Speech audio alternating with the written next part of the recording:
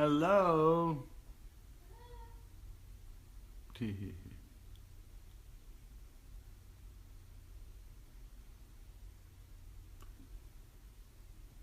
We are continuing with Tripura Rahasya. We're on chapter 17.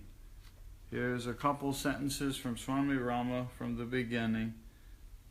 Get us oriented towards what this is about. A great yogi does not belong to any caste, creed, sex, or ethnic group because he has already transcended all such superficial limitations.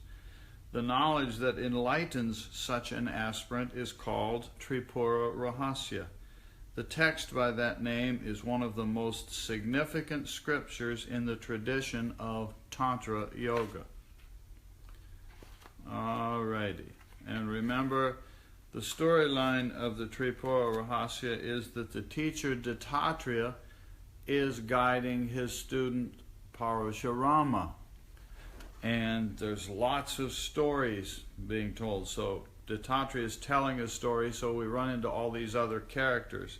Useful to remember that so that we always know that the backdrop is Dattatreya teaching Parashurama. This chapter is the method of sadhana explained by King Janaka and the analysis of self-realization. Now here's Dattatreya speaking, says, "O Parashurama, I will tell you the further questions Ashtavakra posed after listening to Janaka. Listen attentively." Listen attentively. Good morning, Claudine. Hi, Raj. Ashtavakra asked, "Please explain, get ready, with full details, the varieties of momentary samadhis. When do those highest states of realization occur?" Pretty insightful. Momentary samadhis that we're all experiencing. Hello, Walter. The warm-hearted king responded, "O Brahmin, listen. I will tell you about the momentary samadhis occurring in daily life. When a lover embraces his beloved for the first time, he is not aware of what is going on within and without, and yet he is not asleep. This is a kind of awareness similar to samadhi. O sage, when a sadhaka suddenly fulfills a burning desire, at that moment he doesn't remain aware of anything within or without, although he is not under the influence of sleep. That also is considered similar to samadhi. When the mind is free from all thought constraints and a person is walking cheerfully and unafraid, and suddenly a tiger or some other fierce animal appears. For a moment he loses his outer and inner awareness, yet is fully conscious." There's a tiger in front of me there. That momentary state is also similar to samadhi. When someone suddenly hears that his beloved son, who was healthy and successfully carrying on his family responsibilities, has died, for a moment that person loses his internal and external awareness and yet is fully awake. That state of sudden shock is similar to experiencing a moment of samadhi. Hello, Mitesh.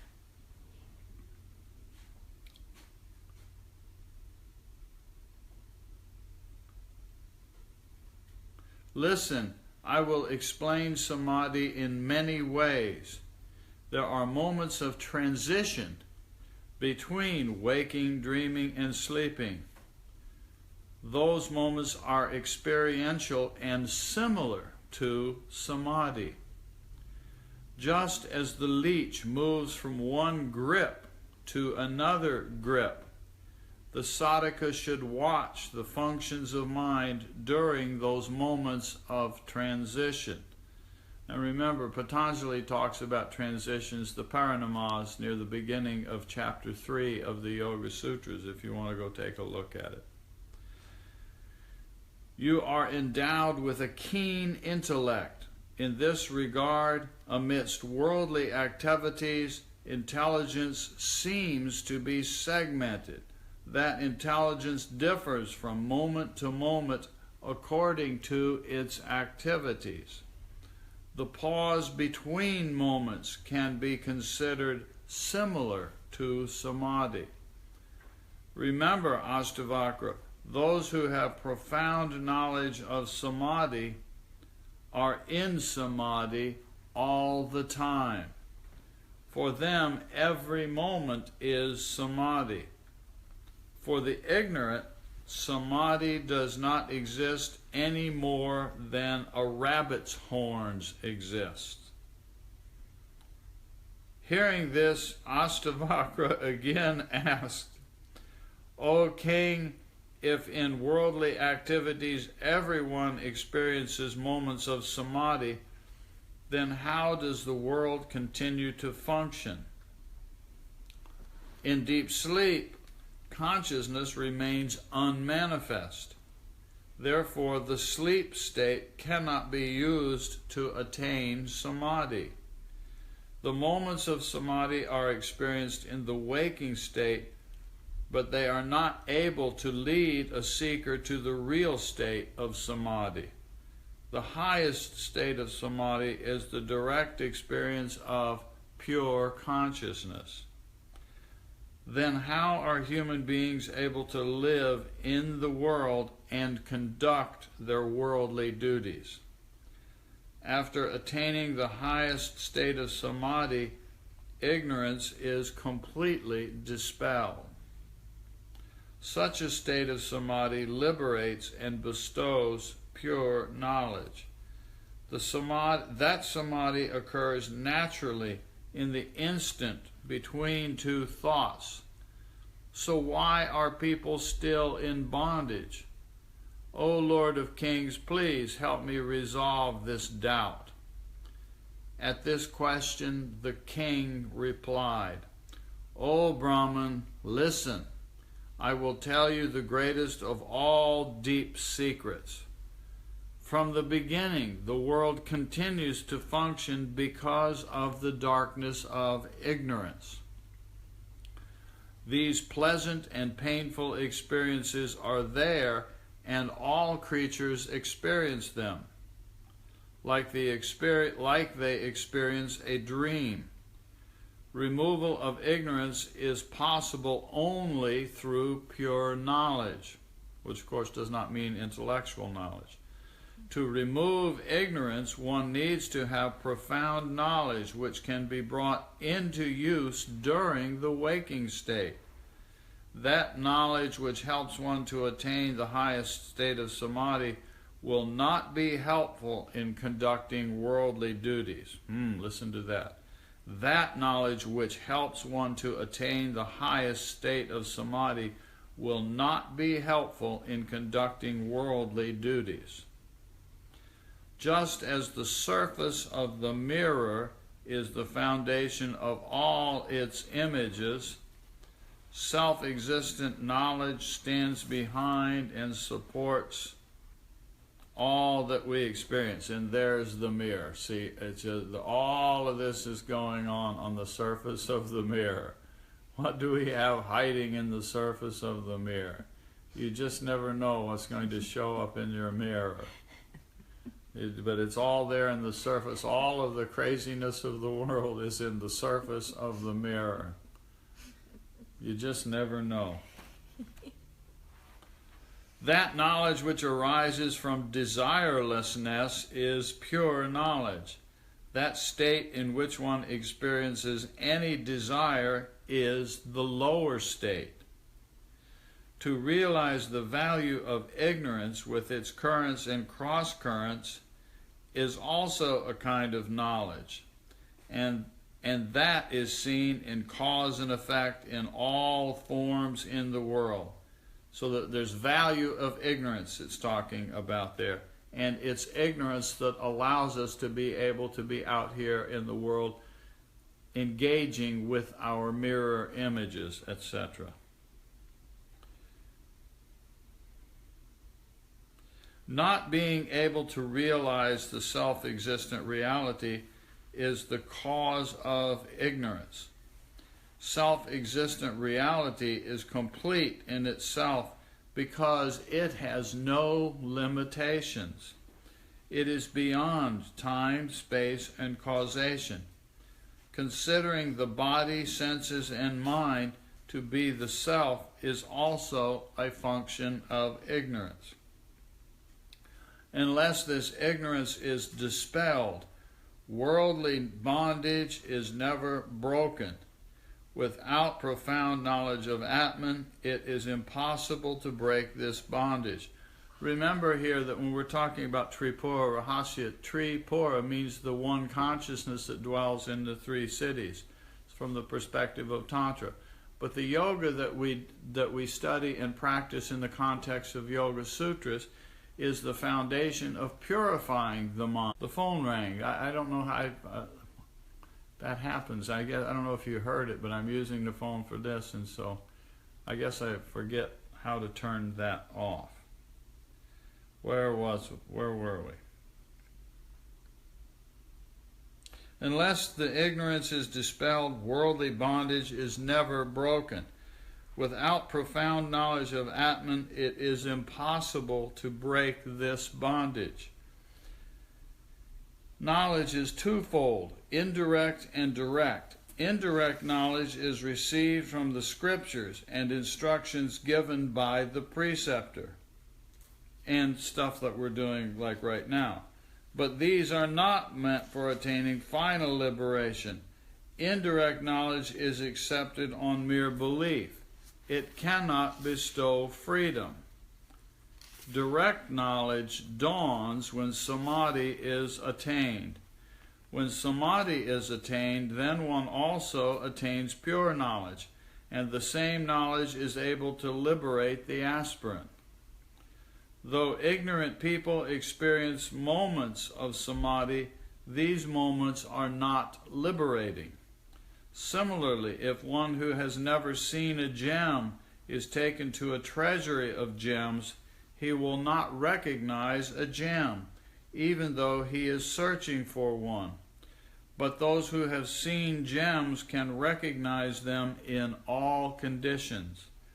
Similarly, ignorant people, without knowing what samadhi is, are deprived of its fruits. Hi, Leela.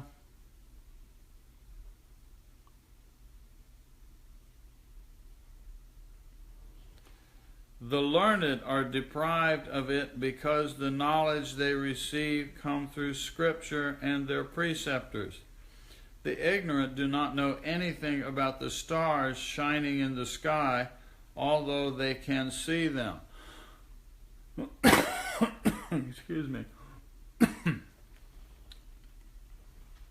One who has heard in which quarter of the sky the planet Venus shines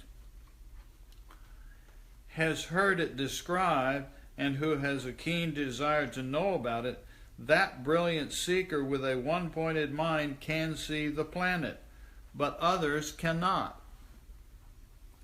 O Brahmans, similarly, there are different states of samadhi, yet the ignorant, for lack of knowledge and the desire to know, are not aware of their real self, just as one who has a treasure deeply buried in his house is a beggar because he is not aware of it. One time, out of curiosity many years ago, this thing about different kinds of samadhi, I was trying to understand that. I ran an experiment, and I sat down in front of me something like 15 books, commentaries and all that, and I went through them over a period of a couple days, and with a pen and a piece of paper, I jotted down every name of every different kind of samadhi that I could find in there, just to reinforce for myself that there were many, and it was no wonder that I didn't understand them. And I ended up with something like 65 different kinds of samadhi on my list, and each one was unique unto itself. Anyway, just a personal experiment I did there, where it says there are different states of samadhi, yet the ignorant, for lack of knowledge and desire to know, are not aware of their real self, just as one who has a treasure deeply buried in his house is a beggar because he is not aware of it. Therefore, all these main states of samadhi are of no value if there is no knowledge of them. Children are pure, and their minds and hearts remain unpolluted with worldly desires and thoughts. Though they seem to be in a state of samadhi, yet such a state does not liberate them from the bondage of ignorance. The first step of samadhi is called Savakapa Samadhi, and that Savakapa Samadhi is able to destroy ignorance for the betterment of the world. When sincere efforts to know the truth are made in many lifetimes, the pure self blesses the seeker from within, and then he is inspired to attain liberation. Otherwise, for millions of years, such an opportunity does not arise. To be born in the world endowed with intelligence is very difficult, and to have a one-pointed inward mind is the most difficult of all. O Brahman, the non-sentient and sentient exist in the world, and human beings also exist. Among human beings, millions live like animals and have no knowledge of truth, untruth, sin, and virtue. Millions of people, motivated by worldly desire, are engaged in the world and caught in its charms and temptations. The learned ones, proud of their learning, have a desire for heavenly joys. A fortunate few who are endowed with the faculty of discrimination still do not know how to purify their minds and hearts. Therefore they deprive themselves of the attainment of the highest state. That highest state of consciousness is veiled by Maya. How can those who are blinded by Maya attain moksha? That is why such ignorant ones can never attain samadhi, the highest state. There are a few unfortunate ones who, though they understand the importance of liberation, get so caught in the whirlpool of their emotions that they lose that opportunity, like one who, possessing a gem, throws it away without knowing its worth. Oh, how powerful is the veil of Maya, that some even have the ability to attain samadhi, but are lost in the jungle of their thinking and lose the gem from their hands. Those fortunate ones by whose devotion the self is pleased are free from the bondage of Maya and gifted with scriptural knowledge and faith. Such rare ones attain the highest state of enlightenment. Endowed with non-attachment, a burning desire to attain Atman, and immense faith, the seeker seeks the refuge of an adept, and by receiving knowledge of liberation attains freedom. This knowledge is direct knowledge. The only one self-existent reality is subject to contemplation, and by right logic one should come to understanding and dispel all doubts. In this way, with full determination and firm faith, one should continue contemplating on Atman until he has realized it. One should make full effort. I am the pure self. One who contemplates with this single desire through meditation attains the highest state and dispels the darkness of ignorance. Do not doubt it. Nirvikalpa Samadhi is attained through the deep state of meditation. Then one constantly remembers, I am that. He should maintain that awareness with every breath of his life. I am the self-existent Absolute One. Such a determination will help one to receive the knowledge that destroys the very root of ignorance and its offshoots. In the highest state of meditation, the mind does not reason or desire. There are various avenues of knowledge, but the highest state of knowledge is all-pervading pure consciousness. By not experiencing anything other than Atman, all thoughts are removed. Once they are removed, the highest state of samadhi is attained. At this disappearance of the picture, the background remains crystal clear. Therefore, completely removing the picture causes clarity.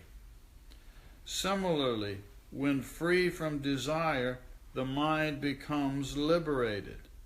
Therefore, renunciation of the seeds of all desires leads to the attainment of the self. Note that it is the renunciation of the seeds. So it's not just the renunciation of the effects of samskara, it's the renunciations of the seed samskaras themselves. Not easy, but that's what it's about. Those who have purified their buddhi can realize the self in a moment's time. O Brahman, there are three types of seekers. The finest seekers grasp it at once, and while hearing about self-realization, their contemplation becomes spontaneous. This first category of seekers does not find any difficulty. Note here that even this first category of seekers doesn't mean that the goal is attained, but the ability to do the contemplation is spontaneous. Long ago, on a moonlit summer night, I was sitting in a green garden on a costly, well-decorated seat. My beloved was embracing me, and my eyes were drowsy with wine. During that time, I heard sweet words coming down from heaven. Those words were full of praise of one absolute without a second. The same moment I realized the highest state. Then and there, through my introspective power, I attained that auspicious state and remained in that blissful ocean. After being aware of the conscious state of my mind, I started thinking that state was wondrous and full of overwhelming bliss. Today I have attained that state beyond. Now I maintain it. The pleasures of the senses are valueless in comparison with that blissful state. Even the pleasures available in Brahmaloka, the heavenly kingdom of the Creator, cannot be compared to this. Up until now, I have been wasting my time, like a person who does not realize his coffers are filled with treasure and wanders begging. Alas, people are unaware of the blissful joy of Atman. They make great effort to gratify their senses and do not experience the everlasting bliss that resides within. I do not need to make any effort to gain worldly pleasures. I always remain in a blissful state. What have I to do with external activities in life? It is like crushing and using the same spices again and again until they no longer have any flavor. Every day I find the same dishes of food, the same kinds of garlands, the court, valuable ornaments, and damsels.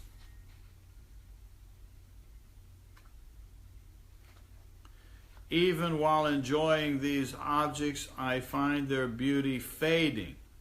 Still, people use them as sheep follow other sheep. This is constantly going on, and now I hate these objects.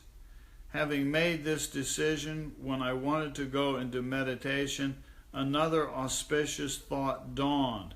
I started thinking, oh, what has happened to me? I am that self which is full of bliss. I am that. Then what more do I want? What else do I have to achieve? What have I not already achieved? What is unobtainable? Can we ever attain that which is not attained? My essential nature is everlasting bliss. How can I be engaged in action? Body, senses, and internal organs are as unreal as dreams. I am the indivisible consciousness. All things belong to me.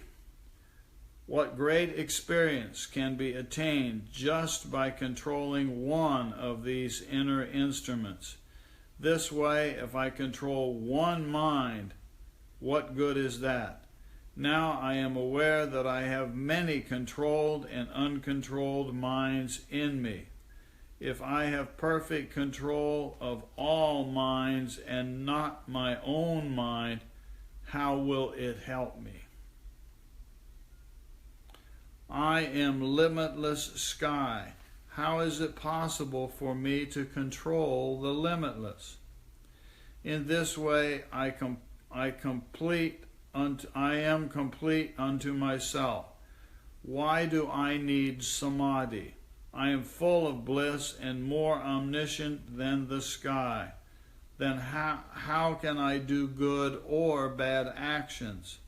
Innumerable bodies and souls live by my grace. How am I concerned with any action, and what have I to do with it? Therefore I have no duty. Neither am I doer nor non-doer. I am full of bliss. What will I gain from the control of my internal states? Whether I am in samadhi or not, I am the truth and am omnipresent. The state in which my body is, let it be in that state. I remain in full bliss unto myself. I am fully illumined, perfect, and pure. The third category of seeker receives the fruits of his austerities in several lifetimes. The second category of aspirant attains knowledge systematically, listening to the great adepts, contemplating on that knowledge they attain the state beyond. Why attain nirvikalpa samadhi without having its wisdom? Even if a seeker experiences it hundreds of times, it will not liberate him. Therefore, momentary samadhi attained during the waking state is in vain, we come to see eventually, although it may be good signposts along the way. Absolute knowledge is pure in its nature, and this is our essential nature. Knowing this fact under the influence of thoughts and desires, one does not realize it. If all thoughts, imagination, and emotions are completely shunned, that which is self-illumined will be ever green, ever young, ever free. The knowledge that is experienced during nirvikalpa samadhi is pure knowledge. It is ever present, unalloyed, and free from blemish. How can it be experienced? Pure consciousness is the background on which the phenomenal world is seen. Therefore, it must manifest itself with all its purity. It remains unnoticed because it is not distinguished from the phenomena which are displayed by it. If you remove all these phenomena, it shines like a clear crystal. This is the shortest method of self-realization. O Brahman, contemplate on what you have learned, and you will realize the self. Then you will receive wisdom, which will bestow eternal happiness on you. As Ashtavakra received instructions from the wise king, thus Ashtavakra received instructions from the wise king. Janaka paid due homage and bid him farewell. Ashtavakra returned home and attained direct realization by discerning, by discriminating, contemplating, and meditating. All his doubt vanished. He became a Jivan Mukta, liberated in the same lifetime. Thus ends chapter 17, the dialogue in which King Janaka imparts the knowledge of different aspects of samadhi to sage Ashtavakra, and finally leads him to the highest state of wisdom. Sounds like that ought to be the last chapter of the text, doesn't it? But guess what? There's more to come. More to come. It just keeps going. Can't say it gets better and better and better, but it just keeps going. Rich and rich and rich, I'll say. Hallelujah. Amen, says Leela. Thank you for visiting. Thank you for playing and enjoying. To be continued. What's today? Today's Monday, so I guess we'll probably continue this. I think Friday is the next time we're scheduled to continue the next chapter. Anyway, so enjoy. This is a good one, isn't it? They're all good, but it's exciting. So thank you again. Have delightful, delightful meditations and contemplations. Do both. They're different, but do both. And enjoy. Okay? Bye-bye.